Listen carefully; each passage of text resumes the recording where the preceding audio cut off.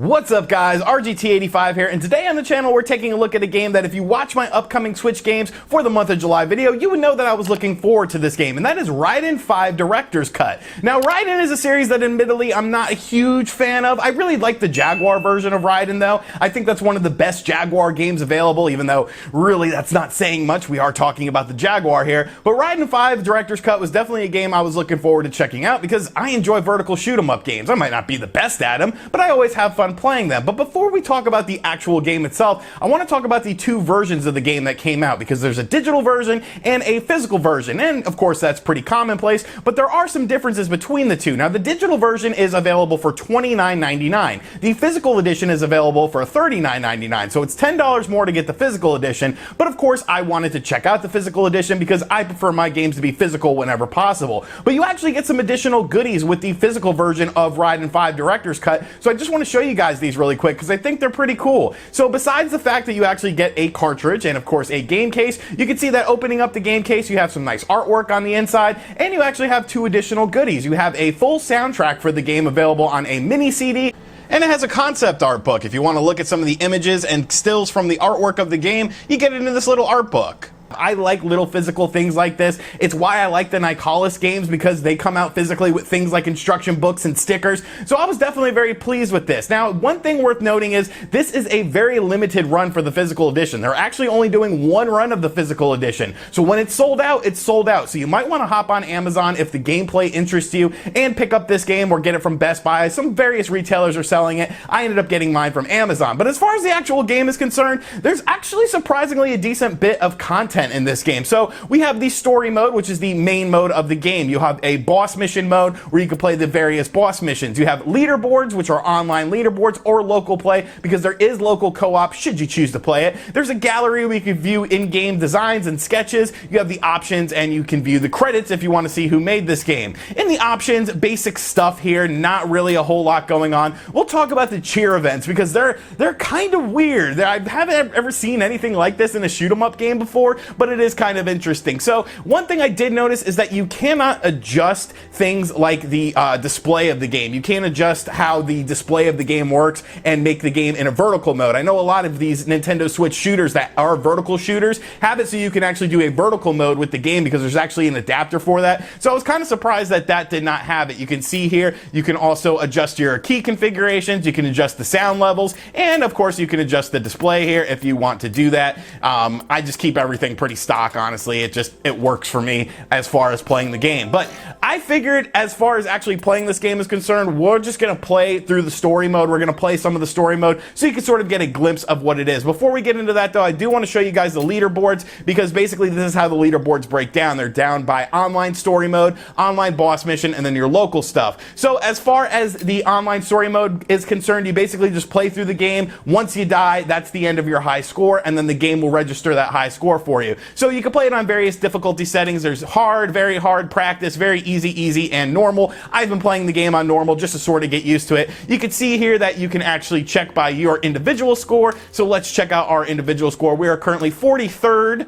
or 43rd, as the game would say here. That's a bit of an oversight, I will admit that, but we are currently 43rd in the game. I have played through the entire game and beaten it, but what's interesting is there's actually branching paths. So you can see here, you could do a stage select, and there's a lot of different branching paths that you can go down as far as playing the game and beating the game. So I thought that was pretty cool.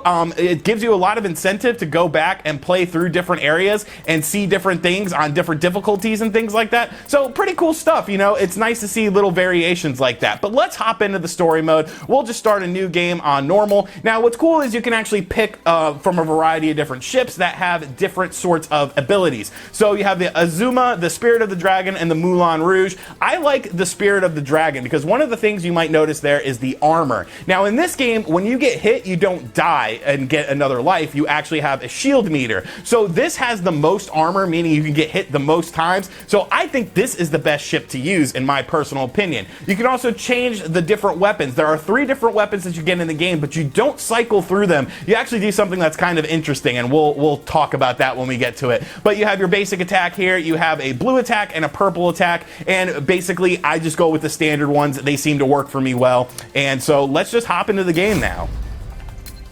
Now, one thing this game does try to do that is one of the things I don't really necessarily care for is it tries to have like a very deep story, and there's all this talking going on and full voice acting. Like, I mean, I'm not against it. I don't think it's a bad thing, but when you're playing a shoot 'em up game, you kind of have to be paying attention to what's going on the screen. There's bullets flying at you all over the place. You can't really sit there and learn about the story of the game. That's something about crystals that you have to find. There's a little plot twist that happens, but a lot of it happens in the actual game. Actually, there's this scene, and then there's a scene at the end, and all the other stuff happens in game, and we'll show you guys that. It gets a little chaotic though, so we're just gonna skip past this. The voice acting is fine, you know, it's not bad or anything like that, but there is voice acting in the game if you care about that. If you're looking for a deep story, you might get it with Raiden. So let's hop into the game though. You can see there's a lot of stuff on screen, so I will basically briefly go over what everything is here. So in the top corner is where you will get information on the cheers. So basically what happens is whenever someone else is playing this game online and they acquire something or something happens to them, you know, they kill a certain amount of enemies or they get a certain hits or something like that, you can actually cheer them, and cheering them will actually build up a meter for you. So you can see right there, somebody just got 100 medals, so let's cheer him. Now we cheer him, and then we can cheer this guy too, and you can just cheer people and like, hey, good job, and it helps build up a cheer meter, which is like a special attack. You have a stage score down in the middle there, and that basically shows you how on path you are. Right now I'm 21st for the first stage in overall ranking, so that's kind of cool. You can see down in the bottom corner we have the different weapons that we have access to, and you level up these weapons by picking up an icon. We'll talk about that a bit more. In the upper right hand corner of the screen we have the conversation, some animation going on of the people that are talking to you. There's a conversation log that you will have no chance of paying attention to because these people talk and they just keep talking and talking and talking. It's like, shut up, man. You can turn off the voices if you want to, but I just decided to go with it so that you guys could hear the voices and hear how it goes. And then you have a radar in the bottom of the screen. You of course have bombs that you can utilize, and that's pretty much it. It's a shoot 'em up game. So here we are in the first level. I'm talking a lot in this video. So here we are in the first level. Let's hop into it. You do not have to tap the button. You can simply just hold down the button. You can see these little yellow things that are popping up after you kill enemies. These are medals, and these medals will basically boost up your score so you can get a higher score, which of course you want to have a higher score. So here's a little item here, and it changes colors. So we're gonna go with the purple because this is actually my favorite weapon in the game that I've gotten so far, that I've gotten used to, and it basically has like a homing attack to it. And every time one of those little items comes out, it'll start changing colors. So you can do it for your blue weapon, your red weapon, or your purple weapon. And what will happen is if you pick it up for the same weapon that you already have access to, it will level up that weapon up to a level of 10. So you can make the weapon stronger, it has a better reach and things like that. So it's a nice little addition to the game. I'm probably not gonna play very well as I am trying to play and talk and pay attention. You can see the graphics of the game, you know, they're not great. I would say they work. They're definitely very simplistic though, but there are some nice backgrounds that you come across, and the music itself is pretty good. The controls are very tight. Let's do a little cheer support mission here. You can see basically right now what that's doing is it's wiping out enemy attacks. There are a couple different cheer support missions that will come across. Some are based on things like give you more firepower and things like that. So kind of cool, you know, it adds another layer of strategy to a shoot 'em up that you don't really think would exist. So I like that about it. Like I said, you play the game until you get a death, and that is how your high score is ranked. So I have gotten as far as level 3-1 without dying so far, but I'm not playing very well right now. I've already been hit twice, and I'm not happy about that. I just got hit again. All right, we gotta focus a little here. We gotta focus a little. We might have to throw out some bombs here or something. So this is another little pickup there. You pick that little dude up and you get some additional points, and you always want points because it's a shoot 'em up game and you want to get as high on the leaderboard as you could. I do wish the leaderboard was sort of broken up into individual levels though. I would like that, like, you know, stage 1, stage 2, stage 3, so that way you could try to go back. Since there is a level select, you could go back and basically, you know, choose which level you want to try to set a high score on. It kind of sucks in my opinion that it's just based on the one area, but you know, not a huge deal or anything like that. God, I am playing terribly. But I do want to get to at least the first boss battle so you can see what the bosses are like. In order to give cheer, you have to press Y, and I don't really like that as far as the default controls are concerned, because the B button is what you hold down in order to shoot, so it's kind of a bit distracting, honestly. This is a game where you have to focus, like you don't want to get hit because it's a shoot 'em up. Oh, you're gonna be like that. All right, we're gonna hit you with a bomb then. Boom.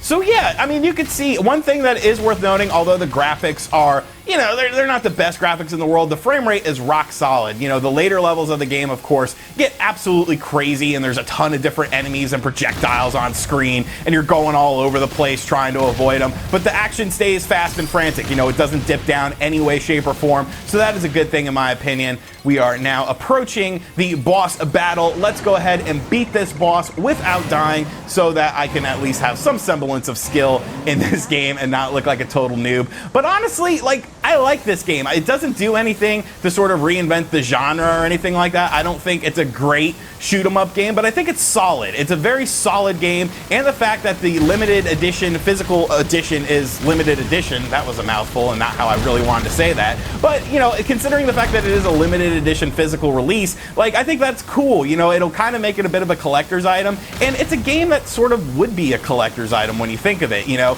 it's a shoot 'em up game. Only really hardcore gamers and you know, will play a shoot 'em up game to begin with. So I don't think it's as good as, you know, things like Ikaruga or Radiant Silvergun or things like that, but it's a solid entry in the shoot 'em up series. If you're looking for, you know, a new shoot 'em up for your Nintendo Switch, I don't think you'll be disappointed with it. I do wish that the story played out in a different manner so that maybe I could actually, I don't know, learn about the story instead of having to try to listen to the people talk while I'm playing and trying to stay alive. But all in all, like, it's a decent game. It took me about 35 minutes to play through it, the game, and get to the end credits. But of course, you'll want to play through the game again and again in order to get higher up on the leaderboard system. So not bad, not a bad game. We took out the first boss, we didn't die, so I don't look absolutely terrible. But this is a look at Raiden 5 Director's Cut for the Nintendo Switch. A very solid shoot 'em up game, and a game that I'm enjoying, and I'm gonna have fun trying to climb the leaderboards. So let me know in the comment section down below what you think of Raiden 5 Director's Cut. Did you play this on the PS4 or Steam? I believe it came out on PS4 and Steam about a year or so ago. Or are you going to check out the Nintendo Switch version? And as always, guys, thank you for checking out this video. If you're new to the channel, make sure you subscribe and turn on notifications. Check out other videos on the channel. And as always, I'll catch you guys on the next one. Later.